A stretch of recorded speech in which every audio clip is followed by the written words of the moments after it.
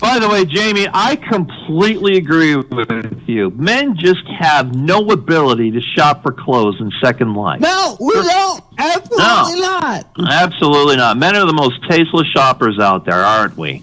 We are just awful at it. I mean, for crying out loud, dog, fucking Catboy. You can't see that, can you? Yeah.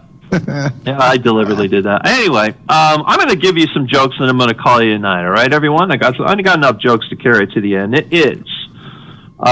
This first one is about Noah. When Noah reached land, he threw open the ark doors, and he said, "Go forth and multiply." And these two smart-ass snakes came up to him and said, "We can't do that. We're adders." That's a factor. Now, somebody came up to me the other week with a joke. It was a gag that where is it? Oh yeah, it was what do you call? I'm sorry, I've forgotten the name of it. A puzzle. Oh, it was a puzzle, right? He came up to me with a puzzle, which I got the answer wrong. I thought for sure I heard this before, and I thought for certain I had it right, but I didn't. It was. He came up to me and he said, "What is a reverse exorcism?" And I thought, "Oh God, I heard this joke back in high school. It's repossession." Well, no, he said, no. A repossession would be someone getting possessed again.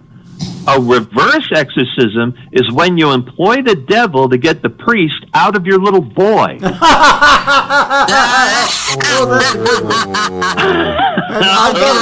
got a follow-up, Catboy. I got a follow-up for the story about the Noah.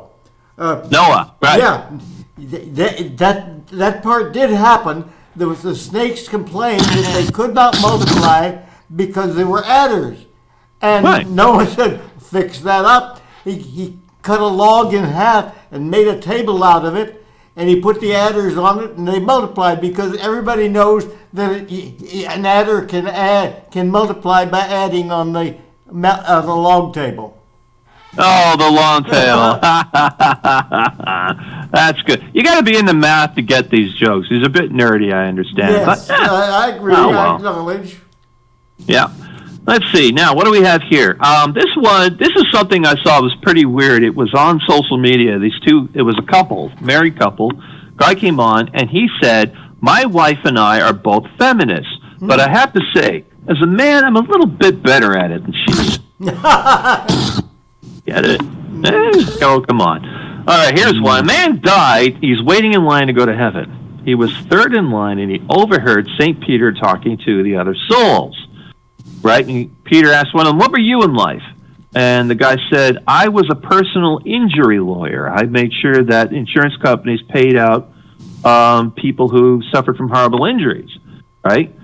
And Peter said, "Well, come with me. I will show you your quarters." St. Peter led the man to a sumptuous palace, more glorious than anything on earth. Okay. And St. Peter returned and he asked the man what he did. The man said, "In life, I was a pope."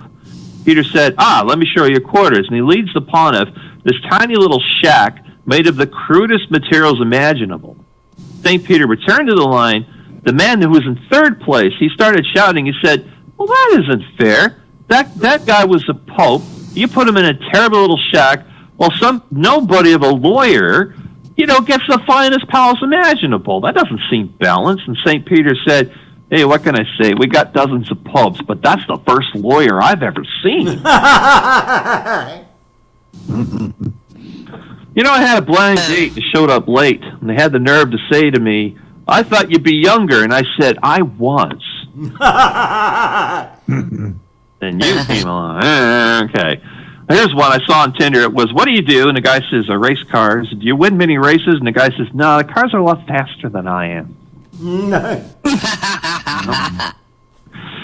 Now, I used to work in a scrapyard. I did work there for 2 summers to make money for college. It was the highest paying job I could find at the time. And it was rough work. It was really rough work. And I remember there was one guy there who was always like really, really filthy, and his name was Bob. And I asked him, "Bob, do you shower after sex?" And he said, "Of course I do." Great. Could you get laid more often, you smelly bastard? Jesus Christ, man. Okay. Now, here's a long joke. It is, a man was sitting in his therapist's office telling him about how he finally managed to find the right woman after a whopping 3 divorces. I think this joke must be from the 70s. He says the first wife was quite the fireball, and they had good chemistry, but she was a fitness instructor, and during sex always yelled harder, stronger, keep that up, keep up that heart rate. You know, and at some point, I just couldn't keep up, so we split. The therapist asked, what about the second wife? Well, the man said, second wife was a great woman. I really had great respect for her, but she was a teacher, and during sex, she would always scold me and say, do it again, do it better, and prove your spelling. And then at some point, you know, I'd be worn thin. I had to leave. And, well, I just don't think we have the connection anymore. Yeah. And the therapist said, what about the third? And, well, the third was a wonderful young spirit, and the only thing that she was a Formula One driver and would constantly yell, faster, faster, pick up the pace. When we made love, it became unbearable, and we had to part ways. And he said, well, okay, but so you're in a relationship now? And he says, yes, now I have a perfect woman. She's a construction worker. So every time we have sex, there's no stress, and if I ever get tired, she says, fuck it, this can wait till tomorrow. Yep, that's what they do. Okay.